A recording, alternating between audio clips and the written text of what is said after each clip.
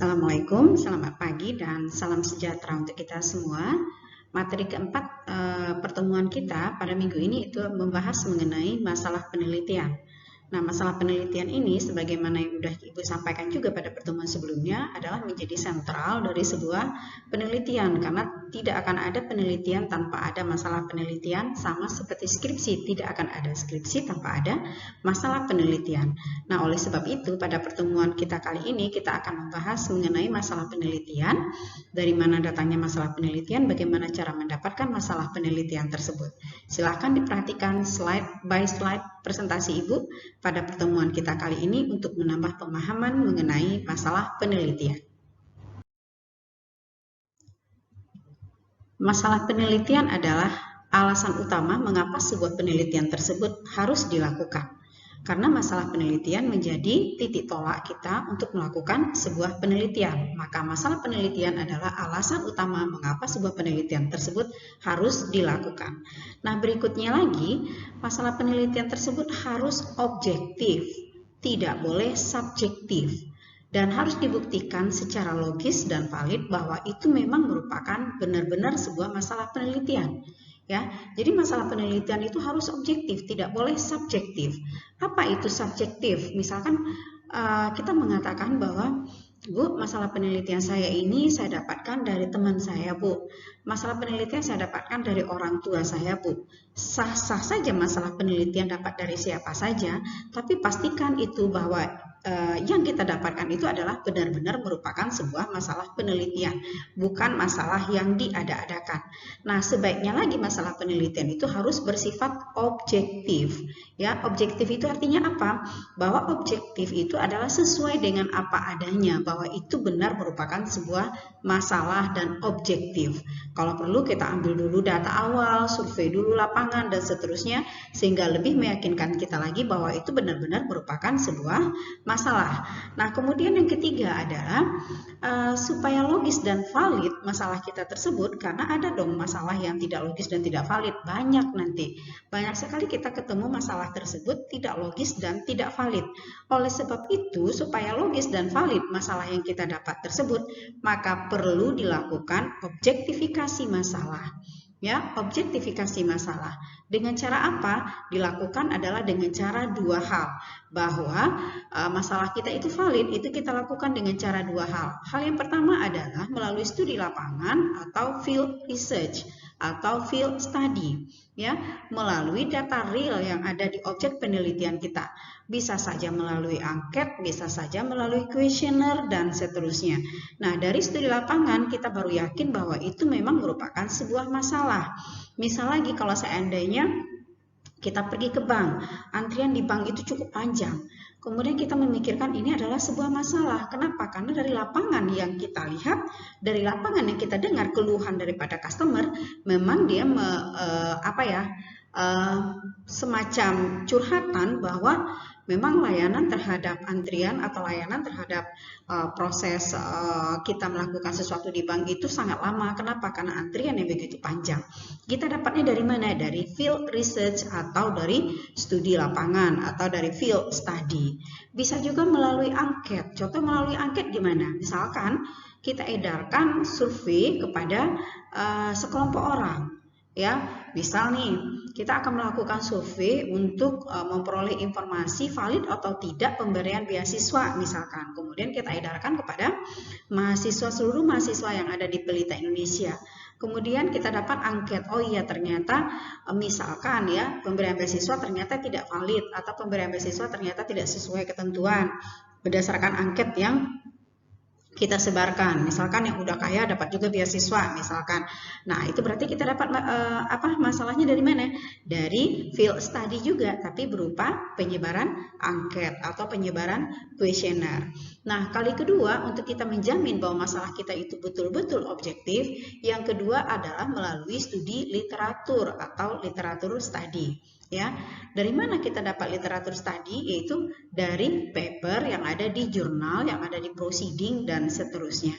Jadi kita membaca banyak paper, kita membaca banyak proceeding, kemudian kita baru mendapat masalah dari jurnal yang kita baca atau dari proceeding yang kita baca.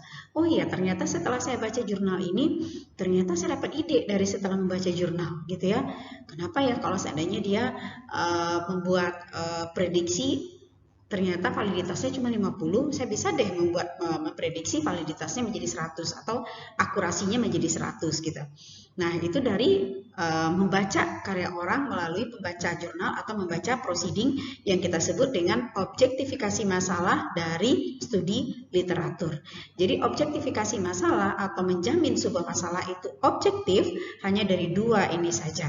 Yang pertama adalah field study, melalui observasi, melalui angket, melalui kuesioner, atau yang kedua yaitu adalah melalui studi literatur, melalui baca banyak majalah, banyak baca jurnal, banyak baca proceeding, dan banyak membaca laporan penelitian-penelitian orang lain sehingga menimbulkan inspirasi, menimbulkan semacam mendapatkan kita semacam gap atau semacam hole atau semacam ide untuk membuat sebuah penelitian yang berlandaskan kepada masalah. Jadi objektifikasi masalah kembali hanya ada dua cara untuk menjamin objektifikasi masalah. Yang pertama adalah dari studi lapangan, yang kedua adalah dari studi literatur. Nah, selanjutnya yang akan kita bahas lagi adalah mengenai pentingnya masalah penelitian tersebut. Apa sih pentingnya masalah penelitian? Kenapa masalah penelitian itu menjadi penting? Ya, nah kita lihat di sini bahwa kualitas penelitian itu ditentukan oleh kualitas masalah yang diteliti, bukan karena ketinggian atau kecanggihan sebuah teknologi yang kita gunakan untuk menyelesaikan masalah. Ya, jadi kualitas penelitian ditentukan oleh kualitas masalah, bukan pada ketinggian teknologi yang kita gunakan. Misalkan nih,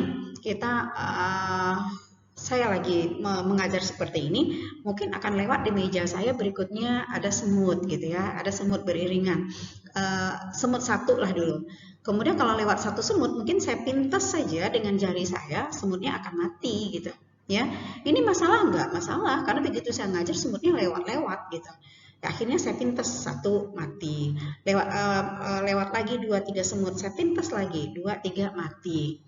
Artinya apa? Kemudian saya buat mungkin judul daripada skripsi saya adalah membunuh semut menggunakan bazooka C45. Ya, jadi judulnya bombastis gitu, bombardir gitu ya. Judulnya itu rasanya terlalu wah gitu ya. Membunuh semut menggunakan bazooka gitu ya, menggunakan bazooka.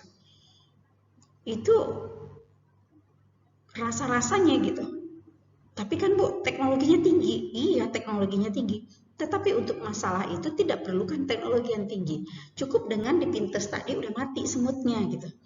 Jadi cukup nanti kalau seandainya Anda buat nanti di judul skripsi Anda adalah membunuh semut untuk menjaga kenyamanan menggunakan bazooka gitu.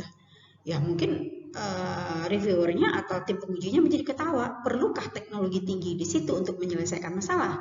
Tentu tidak. Jadi bukan berarti judul dengan menggunakan kata-kata teknologi yang tinggi, kata-kata menggunakan teknologi terbaru atau teknologi yang lagi gitu, yang lagi hype untuk saat sekarang, itu berarti mengatakan bahwa kualitas penelitian kita tinggi. Bukan. Jadi sekali lagi saya katakan bahwa kualitas penelitian ditentukan oleh kualitas masalah. Seberapa bagus kualitas masalah yang diangkat, seberapa dalam deep analisis yang dilakukan.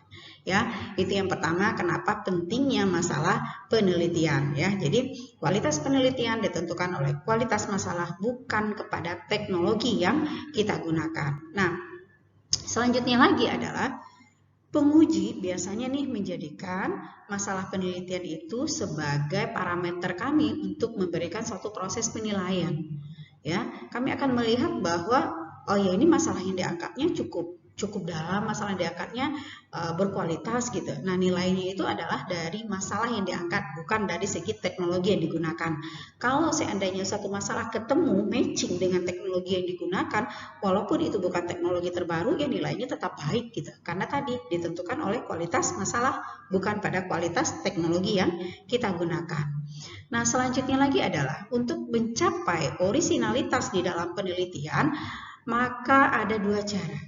Ya, kan kita pengennya nih sebagai seseorang yang nantinya akan mengerjakan sebuah skripsi, saya pengen skripsi saya tuh Bu, kalau bisa Bu ada sisi orisinalitasnya, bukan hanya mengambil skripsi mahasiswa Gunadarma, bukan hanya mengambil skripsi mahasiswa BINUS, bukan hanya mengambil skripsi mahasiswa UGM yang kemudian saya transfer menjadi skripsi saya sendiri, saya robah nama-namanya semuanya menjadi nama saya, atau di covernya tinggal find kemudian replace dengan nama saya gitu.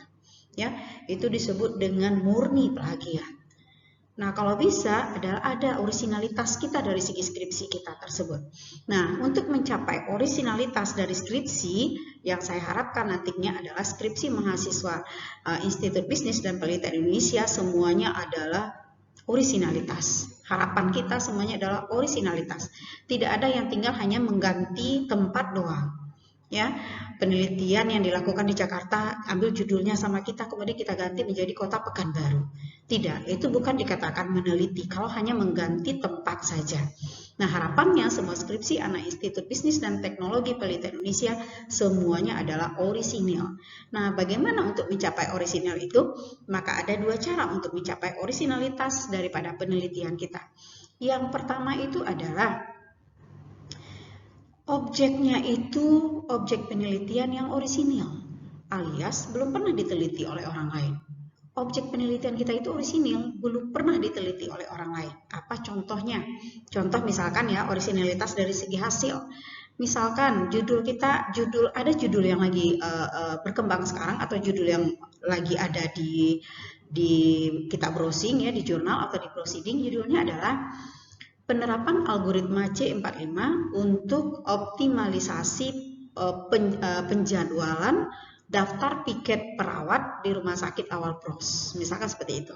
Ya, penerapan algoritma genetika untuk optimalisasi penjadwalan daftar piket perawat di Rumah Sakit Awal Pros. Itu yang lagi ada sekarang. Ya, objek penelitiannya apa? Adalah penjadwalan, otomatisasi penjadwalan terhadap daftar piket perawat. Nah, sekarang saya mau mengambil lagi nih penerapan daripada algoritma genetika tersebut, tapi tidak lagi saya pakai untuk penjadwalan perawat di Rumah Sakit Awal Pros, kemudian saya ganti penjadwalan perawat di Rumah Sakit Eka Hospital gitu. Itu nggak boleh. Ya, karena pasti jalannya pasti sama, prinsipnya pekerjaannya pasti sama. Nah, yang boleh dilakukan orisinalitas, kalau ada unsur orisinalitasnya, kita boleh tetap mengangkat algoritma genetika, tetapi tidak lagi untuk penjadwalan daftar piket perawat, tetapi misalkan penerapan algoritma genetika untuk optimalisasi penjadwalan ruangan kuliah di Institut Bisnis dan Teknologi Penelitian Indonesia. Karena itu nanti variabelnya udah berbeda antara penjadwalan perawat dengan penjadwalan optimalisasi penjadwalan pemakaian ruangan.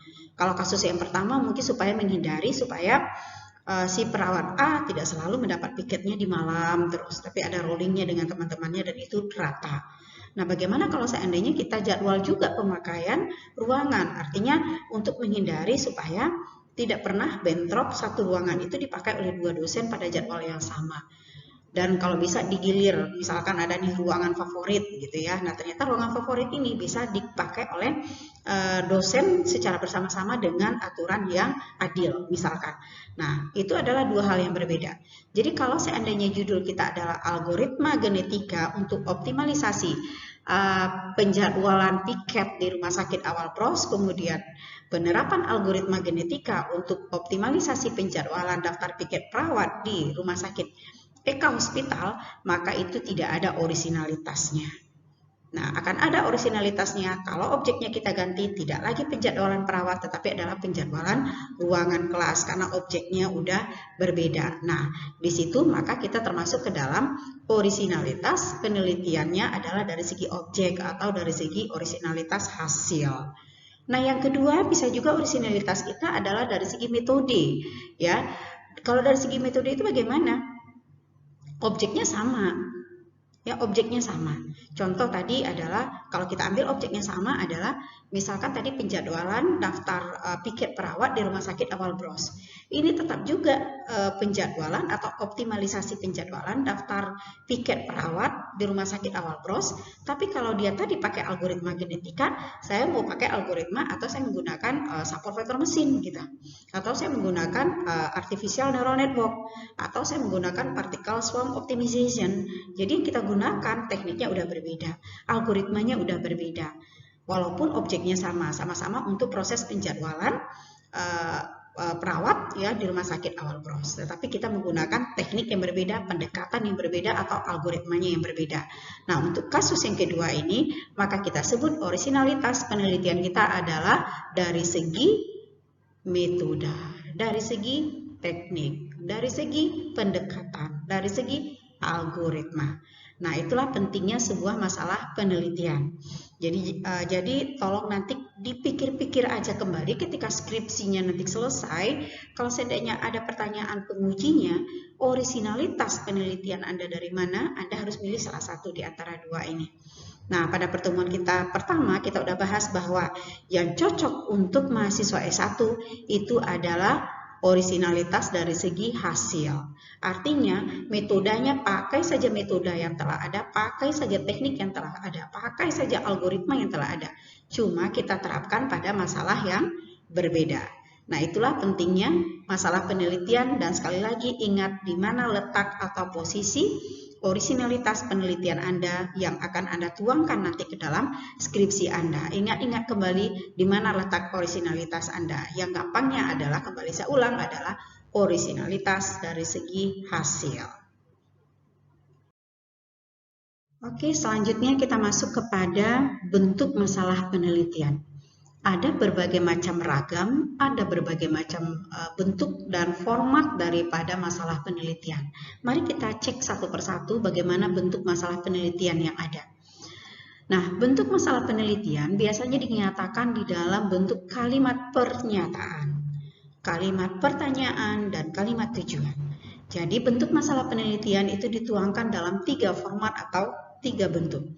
Yang pertama adalah dituangkan dalam bentuk kalimat pernyataan, yang kedua kalimat pertanyaan, dan yang ketiga adalah tujuan penelitian ya, dalam kalimat tujuan. Nah, kalimat pertanyaan dengan kalimat pernyataan itu hampir mirip ya, bunyinya hampir mirip. Satu kalimat pernyataan, satu kalimat pertanyaan. Yang pasti kalau dia kalimat pertanyaan pasti ada tanda bacanya, tanda tanyanya di belakang gitu ya, tanda tanyanya di belakang. Nah, sekarang kita lihat dulu yang pertama adalah kalimat pernyataan atau sering juga disebut problem statement. Kalau seandainya nanti Anda membaca beberapa jurnal, maka bunyinya itu disebutkan di situ adalah problem statement atau kalimat pernyataan. Apa sih yang kita nyatakan menjadi masalah di dalam penelitian kita? Misalkan ya, di sini saya ambil contoh ada 3 ya. Contoh yang pertama adalah sulitnya memperoleh informasi mengenai. Nah, ini adalah ciri-ciri kalimat pernyataan yang menyatakan bahwa ini adalah masalah. Bahwa ini adalah masalah. Sulitnya memperoleh informasi mengenai apa terserah. Sulitnya memperoleh informasi mengenai keadaan COVID yang ada sekarang di Kota Pekanbaru. Kok saya merasa sulit memperoleh informasi? Itu masalah nggak? Masalah. Ini pasti masalah. Sulit itu pasti merupakan sebuah masalah. Nggak ada orang mengatakan, Bu, sulit itu nggak masalah, Bu, gitu. Enggak, sulit pasti itu sebuah masalah. Dan itu adalah dinyatakan dalam bentuk kalimat pernyataan. Sulitnya memperoleh informasi mengenai COVID di Kota Pekanbaru. Yang kedua, misalkan, lamanya pengurusan surat menyurat pada bahagian administrasi di Korlantas Pekanbaru, misalkan. Ya, lamanya pengurusan surat menyurat pada bagian administrasi di Korlantas Pekanbaru. Lamanya.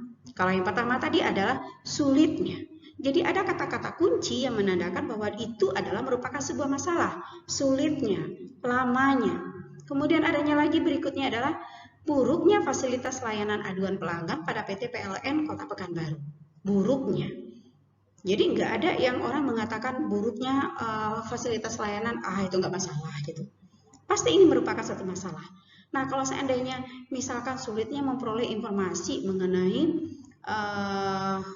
mengenai COVID-19 di Kota Pekanbaru. Kalau gitu saya buat deh supaya gampang gitu. Ya, jadi tujuannya supaya gampang orang nanti memperoleh informasi. Nah, dari bentuk masalah ini kemudian kita olah menjadi sebuah skripsi. Bu, udah ada masalah? Bu, udah ada. Karena kita katakan bahwa skripsi berlandaskan kepada sebuah masalah. Sulitnya itu sebuah masalah, lamanya itu sebuah masalah, buruknya itu sebuah masalah, tidak idealnya itu sebuah masalah, ya.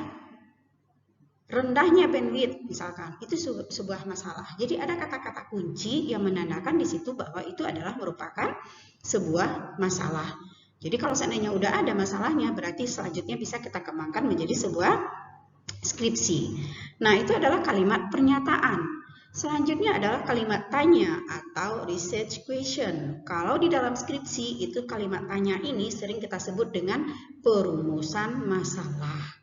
Perumusan masalah itu apakah selalu harus menggunakan 5W1H? Ada what, ada why, ada who, ada where, ada when, atau kemudian ada how gitu. Apakah harus selalu menggunakan kalimat tanya? Enggak mesti. Beberapa jurnal nanti yang akan kita baca, dia merumuskan perumusan masalahnya tersebut ya, atau research questionnya itu kadang-kadang tidak menggunakan kalimat tanya. Itu memang udah level atas lah papernya gitu ya. Sehingga kalau kita baca, iya dia itu adalah merumuskan masalah, tapi tidak melulu harus dengan menggunakan kalimat pertanyaan. Nah, untuk S1 biasanya kita menggunakan kalimat tanya atau research question. Contoh misalkan, apa saja zat atau elemen yang menyebabkan kualitas udara di Kota Pekanbaru menjadi buruk? Ya, kemudian bagaimana akurasi metode Naive Bayes berbasis backward elimination untuk penentuan peminatan bagi mahasiswa di universitas? Misal nih, saya melihat ketika kemarin-kemarin musim kabut, musim kebakaran lahan di Kota Pekanbaru, kemudian kualitas udara menjadi rendah. Ini kan masalah ya, rendahnya. Nah, jadi kalimat identifikasi masalahnya atau identifikasi masalah atau kalimat pernyataan adalah rendahnya kualitas udara di Kota Pekanbaru. Itu udah masalah.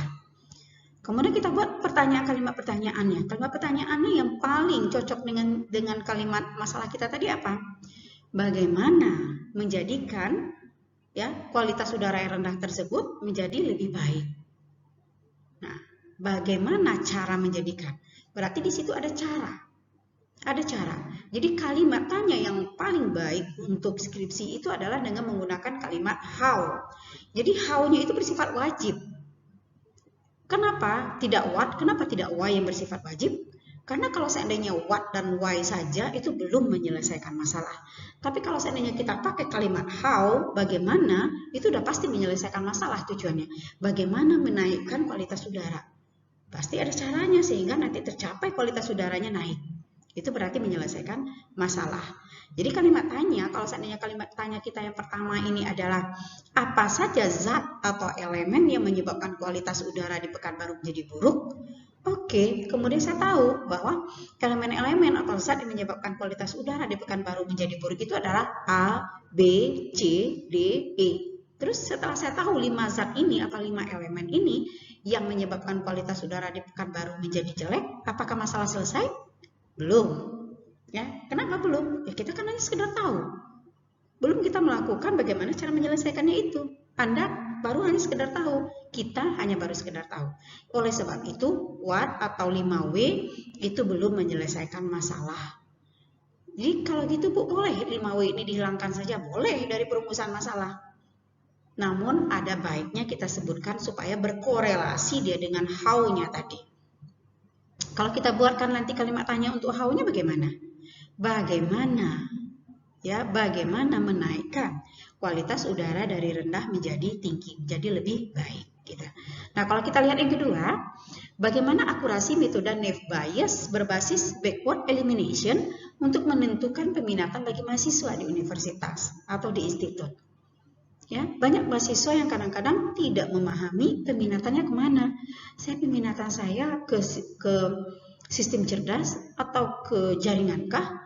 Atau ke software engineering kah gitu. Nah, kalau gitu kita buat deh suatu sistem yang bisa membantu mahasiswa sehingga dia lebih bisa mengetahui peminatan dia itu di mana. dengan cara menggunakan Naive Bayes, dengan cara menggunakan metode Naive Bayes berbasiskan backward elimination, ya. Nah, itu adalah kalimat tanya. Ini pasti di belakangnya nanti ada kalimat tanya. Ini saya lupa nih kalimat tanyanya ya. Pasti di belakangnya ada kalimat tanya. Selanjutnya kalimat tujuan. Jadi ada 3 tadi ya, kalimat pernyataan, kalimat pertanyaan, dengan kalimat tujuan. Sekarang kita masuk kepada kalimat tujuan, atau sering juga nanti kalau dibaca di paper itu adalah research objective, ya. Kalimat tujuan. Nah, biasanya kalimat tujuan itu di depannya ini ada kata untuk. Ya, di depannya ini ada kata untuk yang secara implisit sering tidak disebutkan atau sering tidak dituliskan. Misalkan, kalau seandainya kalimat tanya kita tadi apa saja zat, maka kalimat tujuan kita adalah penelitian ini bertujuan untuk mengetahui zat-zat yang menyebabkan kualitas udara di Pekanbaru menjadi buruk. Ya, jadi kalau seandainya korelasi antara kalimat tanya dengan kalimat tujuan itu selalu berkorelasi. Jangan yang ditanyakan apa, yang dijawab di tujuan juga apa, nggak nyambung, itu menjadi salah. Jadi dia harus berkorelasi. Apa saja zat atau elemen yang menyebabkan kualitas udara di Pekanbaru menjadi buruk? Maka kalimat tujuan kita adalah penelitian ini bertujuan untuk mengetahui zat-zat yang menyebabkan kualitas udara di Pekanbaru menjadi buruk. Selanjutnya, bagaimana akurasi metode Naive Bayes berbasis backward elimination untuk menentukan peminatan bagi mahasiswa di universitas? Maka kalimat tujuannya, penelitian ini bertujuan untuk menerapkan metode Naive Bayes berbasis backward elimination untuk penentuan peminatan bagi mahasiswa dengan akurat. Ini harus ditambahkan. Untuk apa kita pakai metode Naive Bayes? Supaya lebih akurat. Akurasinya supaya jadi lebih tinggi.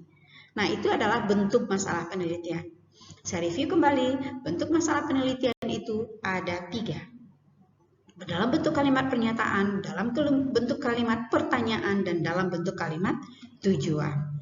Oke, selanjutnya kita bahas lagi berikutnya adalah mengenai datangnya masalah tersebut dari mana. Dari mana datangnya sebuah masalah, ya? Nah, kalau kita lihat lagi datangnya sebuah masalah itu hanya 2, dari studi literatur dan dari studi lapangan. Sama seperti tadi ya, kalau tadi adalah orisinalitas penelitian ada 2. Orisinalitasnya bisa kita lakukan melalui studi lapangan atau melalui studi literatur. Nah, kalau dari studi literatur, kita baca paper orang, paper tentang research challenge orang seperti apa, tentang research directionnya seperti apa, tentang research trend yang ada sekarang seperti apa, lalu lakukan state of the art atau lalu lakukan evaluasi untuk masing-masing paper yang kita baca. Oh, si A ternyata dia membahas ini menggunakan metode ini, si B membahas ini menggunakan metode ini, si C membahas ini menggunakan metode ini. Kenapa ya belum ada yang membahas mengenai metode ini untuk masalah ini? Nah, dapatnya dari mana? Dari studi literatur tadi. Ya, kita dapatnya dari studi literatur dengan membaca karya orang lain. Research trend, apa sih lagi tren sekarang? Misalkan RFID atau RFID tulisannya RFID. Oh iya, RFID itu sekarang udah dipakai orang untuk A, untuk B, untuk C. Saya pakai dia sekarang untuk D gitu. Dari mana? Dari itu lagi ngetren loh sekarang gitu misalkan. RFID itu lagi ngetren Bu, dipakai orang untuk parkir, menentukan parkir secara otomatis. Dipakai orang juga untuk jalan tol, untuk mobil langsung ke jalan tol tanpa berhenti dulu gitu ya, dengan menggunakan RFID gitu. Tinggal dibaca plat mobilnya gitu ya secara RFID. Bu, kalau gitu boleh nggak Bu saya pakai juga RFID itu untuk buku-buku di perpustakaan supaya nggak hilang? Boleh. Dari mana tadi kita dapat? Dari studi literatur. Ternyata RFID bisa dipakai untuk A, untuk B, untuk C, saya pakai dia untuk D, kayaknya juga bisa nih gitu. Nah, di buku perpustakaan kemudian kita insert, bukan kita insert ya, kita letakkan chip daripada RFID. Jadi kalau seandainya seseorang meminjam buku tanpa dia melakukan proses peminjaman, maka nanti di pintu keluar akan berbunyi kring kring kring kring. Dengan apa? Karena kita udah tanamkan RFID di buku perpustakaannya, di covernya misalkan. Nah, contoh seperti itu ya. Contoh seperti itu adalah datangnya masalah dari atau kita dapat masalah dari studi literatur. Yang kedua adalah dari studi lapangan ya. Dari studi lapangan kita dapat dari mana? Dari data yang ada di lapangan, data statistik, data kuesioner, data penelitian terdahulu dan sebelumnya. Nah, itu adalah daripada field study-nya. Nah, lanjut kita berikutnya. Contoh masalah dari studi literatur. Kita lihat satu-satu contoh. Tadi ada dari studi literatur datang masalah dan ada lagi adalah dari studi lapangan. Kita lihat dari studi literatur. Contoh masalah dari studi literatur adalah algoritma K-means memiliki kelemahan pada sulitnya penentuan K yang optimal dan komputasi yang tidak efisien bila menangani data yang besar. Ya, begitu kita baca karya si Zhao atau paper si Zhao pada tahun 2010, Zhao ini mengatakan bahwa algoritma K-means yang dipakainya ternyata ada kelemahannya. Kelemahannya itu apa? Kelemahannya itu adalah sulit dia menentukan berapa sih nilai K yang optimal tersebut. Karena di dalam algoritma K-means ada parameter yang dinamakan dengan K. K ini nilainya harus kita tentukan berapa yang paling optimal K. Nah, nilai K ini biasanya digeser-geser 0,1, 0,2, dites lagi belum juga optimal, dinaikkan lagi 0,3 dan seterusnya. Dan itu tidak ada parameternya, tidak ada standarnya. Sehingga kita sulit untuk menentukan berapa nilai K yang optimal. Ya. Nah, wah ini masalah ini kata si Zhao, masalah kelemahan daripada K-means itu adalah sulit menentukan berapa nilai K yang optimal. Maka pertanyaan penelitiannya, kalau seandainya ini kita anggap ini menjadi, wah saya bisa deh untuk menaikkan atau saya bisa menggunakan algoritma tertentu untuk bisa menentukan nilai K yang optimal. Jadi kita dapat masalah dari studi literatur yang menurut si Zhao ini adalah kelemahan, saya coba. Ini kelemahan, ini kan apa ya, masalah gitu. Nah, saya coba menyelesaikan masalah yang dikemukakan oleh si Zhao dengan menggabungkan K-means ini dengan algoritma lainnya. Nah, contoh seperti itu. Nah, pertanyaan penelitian. Seberapa efektif algoritma B-koloni bila digunakan untuk menentukan nilai K yang optimal pada K-means? Nah, ternyata karena K-means ini anggaplah dia sebuah ban, ya, sebuah ban. Kemudian ternyata algoritma K-means ini ada bocornya gitu. Ya, dia bagus tetapi ternyata ada bocornya. Bocornya itu apa? Yaitu merupakan kelemahannya, sulit menentukan nilai K yang optimal. Nah, dengan apa kita tambal ban yang bocor ini? Maka kita tambahlah ban yang bocor ini dengan algoritma B-koloni. Jadi algoritma B-koloni ini kita gunakan untuk menambal algoritma K-means tadi.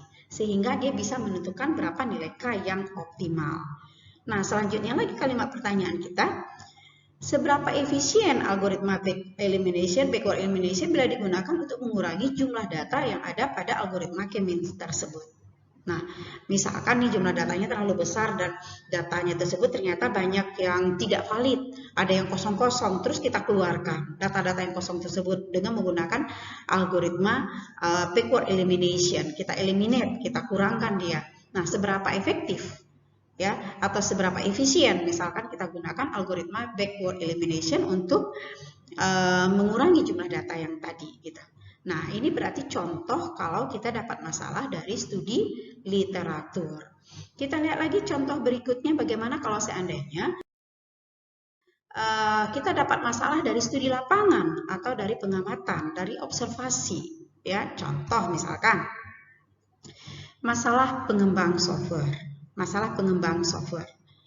Nah, di sini dikatakan bahwa penemuan cacat software oleh software tester hanya memiliki akurasi sekitar 40% dan prosesnya memerlukan waktu yang panjang dan waktu yang lama, sehingga menghambat kecepatan time to market dari pengembang software. Nah, contoh misalkan begini. Saya membuat software antivirus. Kemudian software antivirus ini sebelum kita lempar ke pasaran, dia harus melalui tahap screening dulu, tahap uji coba dulu, tahap pengujian. Kalau seandainya udah lulus dia tahap pengujian, baru kita lempar ke pasar. Nah, ternyata begitu softwarenya kita buat, kemudian dimasukkanlah ke tempat pengujian pengembangan software. Ternyata begitu dimasukkan ke tempat pengembangan software tadi, ternyata ditemukan cacat nih softwarenya oleh si software tester tadi. Software atau antivirus yang kita buat itu ternyata cacat. Cacatnya gimana gitu ya? Ya ternyata akurasinya cuma 40%. Apa Apa makna akurasi 40%? Misalkan ini antivirus yang kita buat ya, ini misalkan antivirus yang kita buat. Nah, antivirus yang kita buat ini sebelum dilempar ke pasaran, maka dia harus masuk dulu ke dalam software tester ya. Jadi misalkan ini antivirus. Antivirus yang saya hasilkan sebelum saya lempar ke pasaran harus lewat dulu software tester. Nah, dari antivirus yang masuk antivirus yang sudah selesai saya masukkan ke dalam software tester. Ternyata begitu masuk ke software tester ini mengatakan bahwa akurasi daripada antivirus yang saya buat hanya 40%. Dari 10 virus yang dimasukkan ke dalam antivirus ini, begitu masuk ke software tester, ternyata dia hanya mampu mendeteksi 4 virus saja. 6 virus lainnya tetap lewat. Itu artinya akurasinya hanya 40%. Nah, itu maknanya bahwa softwarenya akurasinya 40%. Masih ada cacat softwarenya. Cacat softwarenya dari mana? Bahwa dari 10 tadi dia hanya mampu memblok 4 virus. 6 virus tetap masuk. Itu masalah yang pertama. Masalah yang kedua, proses dia membaca virus itu lama. Proses dia scan itu lama. Memerlukan waktu yang panjang. Sehingga ketika oleh si pengembang software ini kalau tetap dipaksakan ke pasaran gitu ya, kita harus ngulang lagi proses pembuatannya dan seterusnya, proses untuk ngecek softwarenya, dan ternyata juga ada kelemahan lainnya di tester, di software tester ini juga lama dia untuk ngetes. Masuk ke alat tester tadi, di alat tester ini juga memerlukan waktu yang lama dia untuk ngetes program tadi, sehingga menghambat waktu, kecepatan, time to market kepada si pengembang software. Nah, begitu kita lihat di pengamatan, oh iya nih ternyata software antivirus saya ini masih banyak kelemahannya. Nah, bagaimana cara kita mengatasi kelemahannya? Maka kita munculkanlah pertanyaan penelitian kita di awal. Seberapa meningkat akurasinya nanti antivirus saya ini, dan seberapa meningkat juga kecepatan pemrosesannya nanti di software tester tersebut bila saya gunakan algoritma klasifikasi C45 gitu. Ya, jadi antivirus yang tadi yang udah selesai ini, misalkan antivirus yang udah selesai, udah deh, sekarang karena masih cacat nih antivirus saya, maka saya coba menambal gitu ya, menambal cacat tadi dengan menggunakan algoritma klasifikasi C45. Nah, seberapa meningkat akurasinya? Misalkan, Bu, ternyata tadi hanya 4 virus yang mampu di blok. Ternyata begitu saya tambahkan algoritma C45 di situ, algoritma klasifikasi C45, dari yang tadinya 4, sekarang naik, Bu, menjadi 80. Berarti apa? Berarti akurasinya naik dari 40% menjadi 80%. Tetapi, Bu, masih ada 2 lagi yang tetap bisa lewat. Jadi penelitian saya gagal dong, Bu? Tidak, penelitian kita tetap berhasil. Apa indikator berhasilnya? Tidak mesti harus 100%. Indikator berhasilnya lebih baik dari sebelumnya. Kalau indikatornya lebih baik dari sebelumnya, itu dikatakan penelitian kita udah berhasil. Bu, dari 40 saya cuma naiknya 41, boleh, Bu? Boleh, kan lebih baik dari sebelumnya. Bu, hasilnya cuma 40,5, boleh, Bu? Boleh, gitu. 0,5 itu lebih baik daripada 0. Itu berarti udah ada peningkatannya. Yang penting ada peningkatannya. Jangan software yang kita buat adalah software antivirus, sebelumnya orang mampu memblok 10, kita hanya mampu memblok 5. Gitu. Itu lebih jelek daripada penelitian sebelumnya. Itu nggak akan laku produk yang kita hasilkan. Jadi syaratnya harus lebih baik daripada sebelumnya, walaupun peningkatannya tidak terlalu signifikan. Yang jelas ada peningkatan daripada penelitian sebelumnya atau daripada produk orang sebelumnya. Nah, itu adalah masalah dari segi pengamatan. Begitu kita amati, oh iya, ini antivirus kita kenapa hanya 40? Saya buat deh menjadi 80 atau menjadi 70 dengan cara saya tambal dengan algoritma klasifikasi C45. Nah, itu adalah contoh masalah dari segi pengamatan.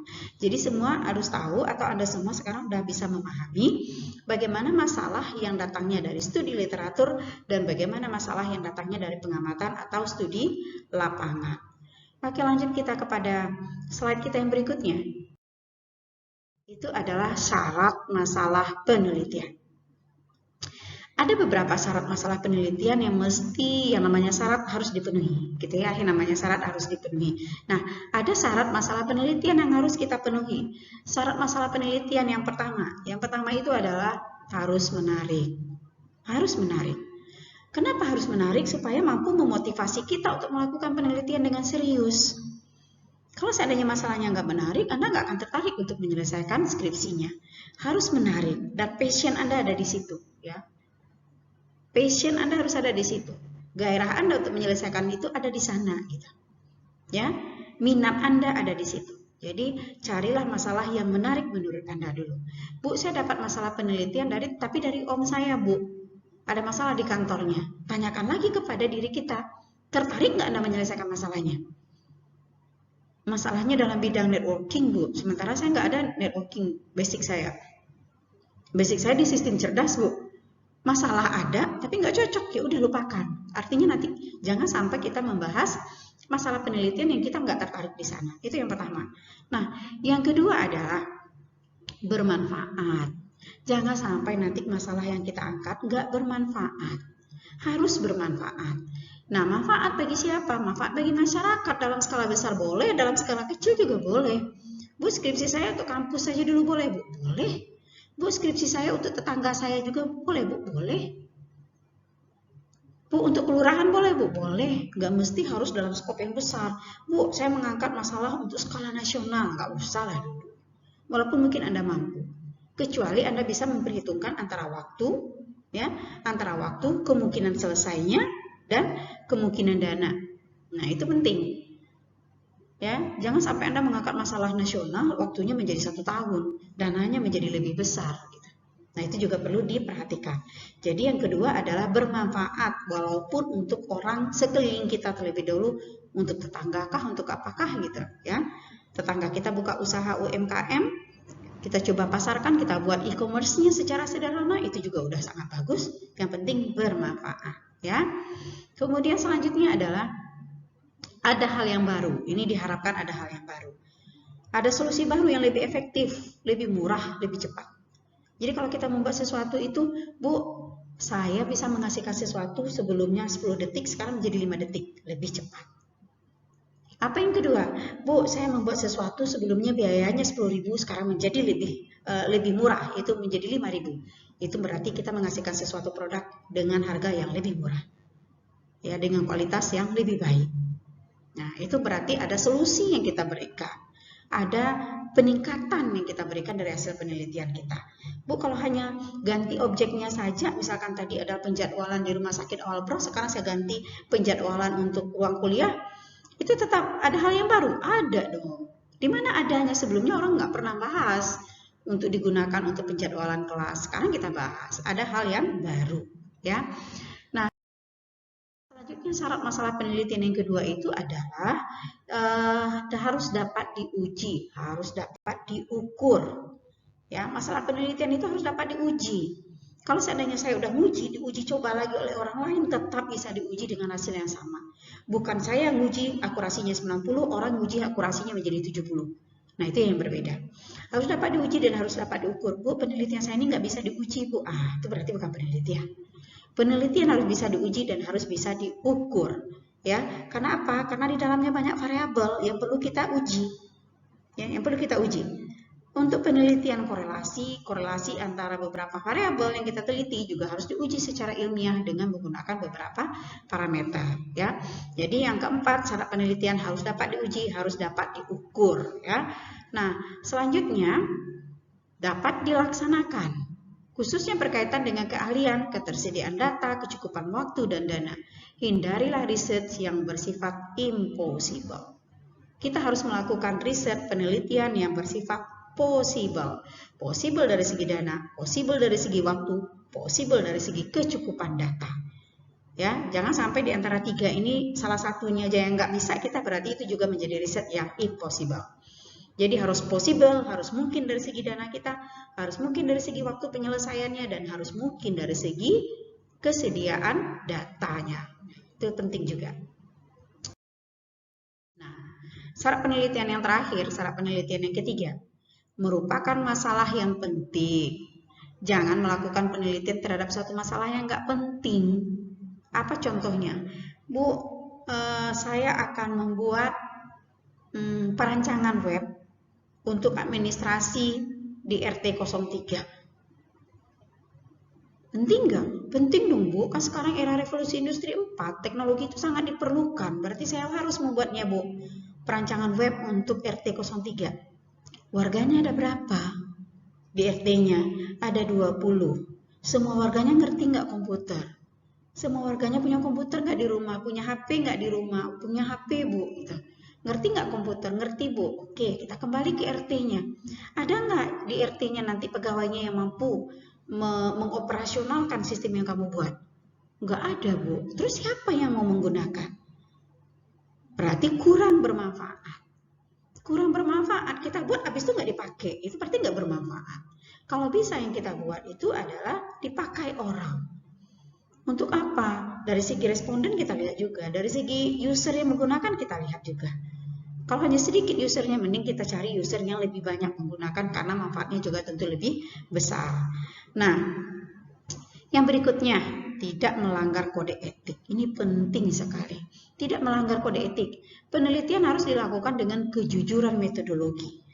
Tahap 1 sampai tahap 10 inilah langkah-langkah yang saya pakai dalam menyelesaikan masalah saya. Jujur metodologinya. Jangan langkahnya 10 kemudian begitu kita buat publikasi di paper di jurnal, Anda singkat menjadi 8. 2 langkah lagi mana? Hidden, Bu. Kenapa hidden? Saya capek-capek melakukan penelitian. Masa orang lain tinggal pakai aja, Bu? Nggak bisa seperti itu. Kenapa? Karena penelitian harus jujur dalam hal apapun, termasuk dalam metodologinya.